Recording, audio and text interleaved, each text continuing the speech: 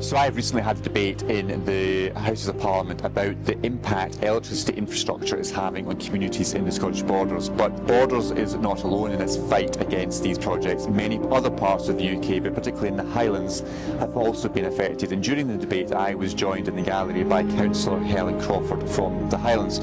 So in the Highlands we have had 2 conventions where community councils across the Highlands were able to come together and really explain about the impact on them of this major energy infrastructure. And so today's debate has just been so important to get some of these points across, heard right here in Westminster.